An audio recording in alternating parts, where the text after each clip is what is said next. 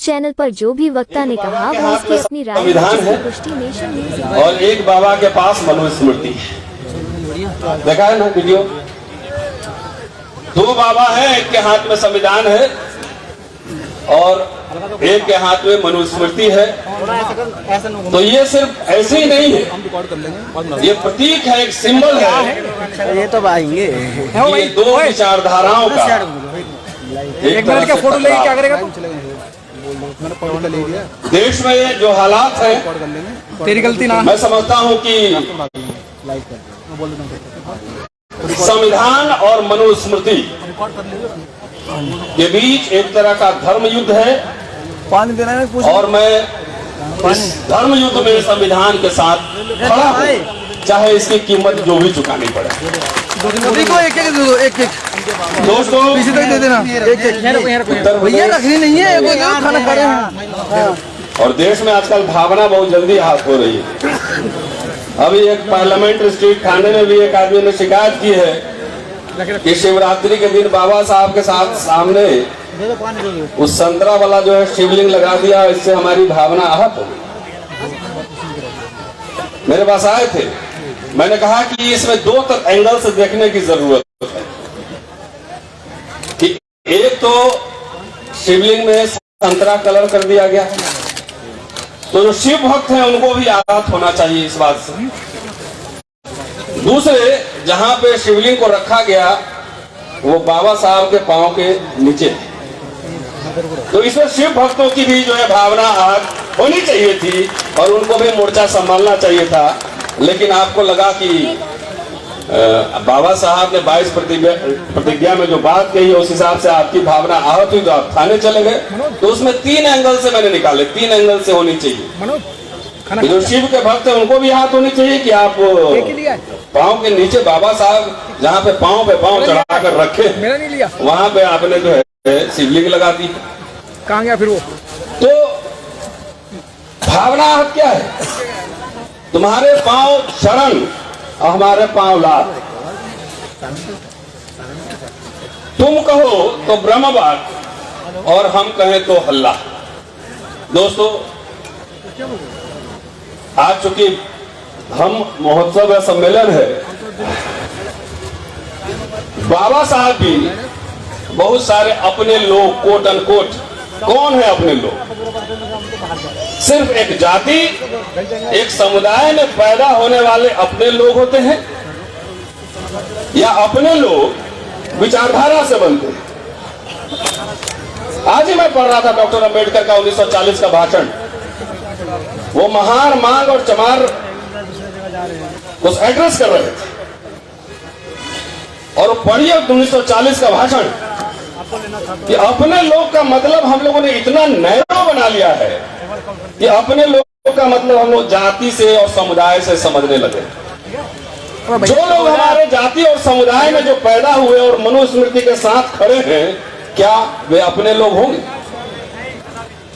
चाहे मेरा भाई क्यों न हो, मेरे घर के मेंबर क्यों नहीं, जब दो विचारधाराओं के बीच यह एक तरह का धर्म युद्ध है तो अपने लोग इस बात से निर्धारित किए जाएंगे कि कौन किस तरफ खड़ा है। राहुल सांकृत्यायन को आप कहां रखें? आज की जो अस्मिता की राजनीति है और अपने लोग को पहचानने की जो बात है, राहुल सांकृत्यायन को कहां रखें? डॉक्टर अंबेडकर के कॉलेज में बहुत ब्राह्मण टीचर भी थे, उनके दोस्त भी थे।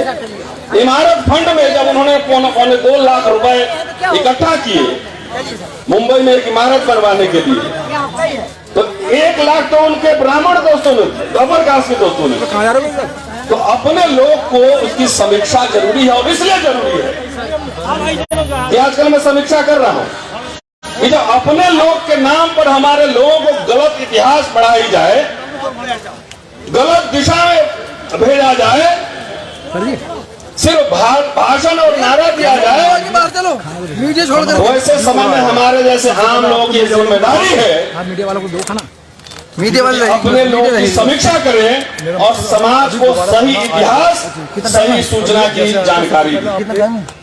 अपने लोग का एक बड़ा नेता है आजकल, बहुत लंबा लंबा बोलता है और कहता है करोड़ों का चंदा इकट्ठा करता है। उससे एक पत्रकार ने पूछा कि बहुत लोग सवाल उठा रहे हैं कि स्कूल कॉलेज यूनिवर्सिटी नहीं खोले, तो उस नेता जी का कहना था, तो सोच लीजिए जरा बुद्धि, कि सरकार, ये तो सरकार का काम है। आजादी के पहले लोग अपना स्कूल कॉलेज यूनिवर्सिटी खोलते थे, तो सरकार का काम है, हमारा काम नहीं है।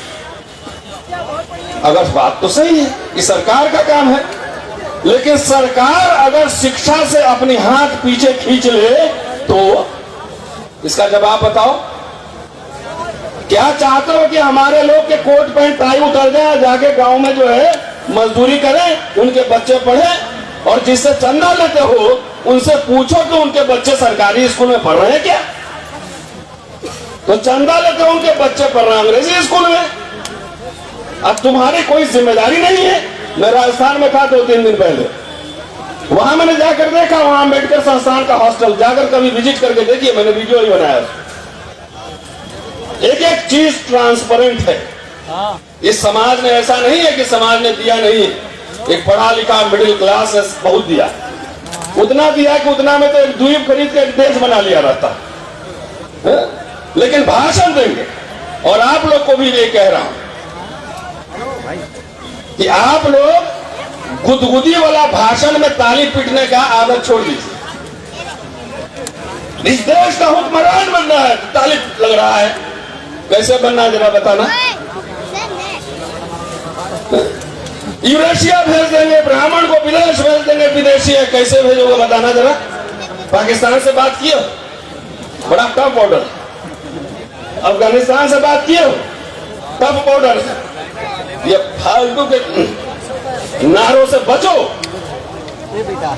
बाबा साहब की पूरी किताब पढ़ लीजिए। जो लोग पूरा आंदोलन चला रहे हैं कि ये विदेशी है, ये मूल निवासी है और कुछ नहीं, आपको गुमराह करके आपसे चंदा वसूल रहा है। मूल निवासी का पूरा कॉन्सेप्ट जब संविधान बन गया तो वो खत्म हो गया। कौन भारत का सिटीजन है? The question of citizenship has already been decided. कौन भारत का जो है सिटीजन है, बाबा साहब ने ऑलरेडी डिसाइड संविधान में किया हुआ। तब एक नया डिस्कोर्स खड़ा करना, इसका मतलब आपको दिखाना कि देखो ऊपर कौवा है, ऊपर देखे कौवा, हाथ से रोटी छीन लिया। तो गुदगुदी वाला भाषण सुन के खूब ताली बजा रहे हैं, सरकार बना देंगे, ये कर देंगे। अरे पांव के नीचे से जमीन खिसक गई। 10-20 साल ठहर जाइए। जितने पढ़े लिखे बाबू लोग हैं ना, बेटी का ब्याह करने के लिए जो लड़के नहीं मिलेंगे, दावे के साथ कह रहा हूं, नोट कर लेना। इसलिए कि सारे कुछ निजीकरण हो रहे हैं। स्कूल कॉलेज यूनिवर्सिटी, जिस आरक्षण से एक मिडिल क्लास तैयार हो रहा था, उसको पूरा नस्तनाबूद कर रहा है। पार्लियामेंट नहीं करेंगे, सड़क पर नहीं उतरेंगे, कुछ नहीं करेंगे इस मुद्दे पर। शिक्षा खत्म है, रोजगार खत्म है, बेरोजगारी है, इस पे बात नहीं होगी। खाली किस पे बात होगी? हुक्मरान बनना है, संसद के गुंबद पे बैठ के झंडा फहराना है और वहां से दूरबीन से अफगानिस्तान तक का शासन करना है। कितना अच्छा लगता है आपको सुनने में? Fantasy, dream girl film. बहुत रात में सोते हुए तो लगता हो कि पूरा ये आरएसएस के लोग फैलाते हैं चुनाव के समय गांव गांव में, और खासतौर से दलितों में और पिछड़ों में, कि ये मौलवी साहब पाकिस्तान चला जाएगा ना तो हवेली और जमीन तुम्हारा ही होगा। खूब गुदगुदी लगता है, हमारा ही होने वाला है। आज तक 4 मुसलमान को पाकिस्तान भेज पाए। उसी तरह उसका एक दूसरा चैप्टर है, दूसरा पहलू दलित एडिशन आरएसएस का। वो सारी एनर्जी इसी में लगा रहा है कि इसको यूरोसिया भेज देंगे, ब्राह्मण विदेशी है, और आप गुदगुदी हो जाती है, चले जाएंगे तो सारा माल हमारा होगा। तो ये दीवा स्वप्न हटा दीजिए। कोई कहीं नहीं जा रहा है। जो इस देश में पैदा हुआ है यही रहेगा असली लड़ाई। आत्मसम्मान स्वाभिमान, सम्मान के साथ जीने की है। संसाधन में भागीदारी है, शिक्षा है, स्वास्थ्य है, यूनिवर्सिटी है, कॉलेज है। ये नहीं इतना बड़े बड़े पंडाल देश भर में कार्यक्रम हो रहे हैं। आज मैं इस मंच से यह आह्वान कर रहा हूं कि अगर आज बीजेपी आरएसएस शासन में है तो राजनीति और चुनाव की वजह से नहीं, उनके स्कूल, कॉलेज, यूनिवर्सिटी, संस्थाएं खुली हैं, उसमें लीडर पैदा होते हैं। चुनाव तो खाली बाई प्रोडक्ट है। इतने सारे बाबा साहब एक दिन जयंती नहीं मनाएंगे, बड़े बड़े पंडाल लगा के, तो क्या हो जाएगा? बाबा साहब का महत्व कम हो जाएगा क्या? ये तो 10 साल में ज्यादा हुआ। इतने पैसे बचा लीजिए और सारे पैसे बचा के एक ऑक्सफोर्ड के टक्कर का यूनिवर्सिटी खोलिए ना, नेता वहां से पैदा होगा, तब हुक्मरान बनेगा। एक जेल योजना खोलिए, तो हमारे नेता और चंदाखोर और धंधाखोर के एजेंडा में ये बात नहीं है। वो समझता है कि खाली चुनाव जीत के हुक्मरान बने। अरे एक सीए तो ढंग का है नहीं आपके समाज में, तो खीरा चोरी के आरोप में जेल चले जाओगे। हीरा चोरी इंग्लैंड में फोटो खिंचवाता है, हवेली में रहता, तो हवा में मत उड़ी। सुजीत बैठा हुआ है अपने समाज का, वहां भानु प्रताप जी बैठे हुए हैं, 10-20 लॉयर है जो गाउन फहरा के जाके चीफ जस्टिस कोर्ट में अंग्रेजी में बहस करता हो। आप हुक्मरान बन लोगे, कैसे बनो? ये गलतफहमी पालिया, आपसे जाइए, सोचिए। ये मीठा दवाई हम नहीं देते हैं, कड़वी दवाई देते। जाके सोचिए कि आप जो पैसा खर्च कर रहे हैं, आपका बच्चा अंग्रेजी स्कूल में पढ़ रहा है कि नहीं पढ़ रहा है। और भक्ति और डांस करने से ज्यादा बेहतर है अंग्रेजी देवी को सलाम कीजिए, उनकी पूजा कीजिए। अंग्रेजी नहीं पढ़िएगा तो भक्त होके खाली डीजे पे डांस करते रहिए और कुछ नहीं कर पाइए। ये बात कहने आया है, दिमाग पे जोर दीजिए। मुश्किल काम में थोड़ा एनर्जी लगता है, और मीठा मीठा लड्डू घप घप खा लेते हैं। और नीम का जो है कुछ मिलेगा बना के, थोड़ा सा कड़वा लगता है। हम लोग नीम है। अगर बाबा साहब के पूरे तो अंतिम बात कह रहा हूं, बाबा साहब में खूब नारे लग रहे हैं। बाबा साहब के राइटिंग्स पढ़िए। मैं महाराष्ट्र में जाता हूं तो बाबा साहब के ऊपर बोलने से पहले 3 मिनट तो उनके गुणगान में महाकारुणिक, महाबोधि, तमाम तरह की बात। बाबा साहब खुद ही भाइयों और बहनों से संबोधन शुरू करते थे और बोलने में ज्यादा, काम की बात करने में ज्यादा वक्त लगाते थे। बाबा साहब को अगर पढ़ेंगे, उनको देखेंगे, तो उसमें 2 चीज स्पष्ट रूप से दिखेगा। एक तरफ बुद्ध और एक तरफ कार्ल मार्क्स, और दोनों को अगर हटा के बाबा साहब को समझेंगे, बाबा साहब का भी ना समझ पाएंगे। कार्ल मार्क्स, बुद्धा, कबीर, पूरा दर्शन पढ़िए। वो स्टेट सोशलिज्म की बात कर रहे हैं, जो धम्म के प्रचार की बात कर रहे हैं। ये समय नहीं है, 1954 में रंगून का भाषण है। ये बौद्धिज्म और धम्म जो है, ये अपने आप घर में नहीं जाएगा। भंते जी लोग सबको घूम घूम के प्रचार करना पड़ेगा। इसका फॉर्मूला उन्होंने दिया हुआ है। शुक्रिया साथियों, फिर कभी मौका मिलेगा तो विस्तार से।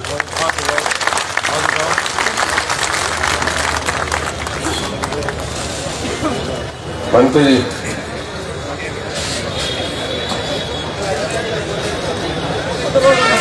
पहले तैयार कर दो भाई।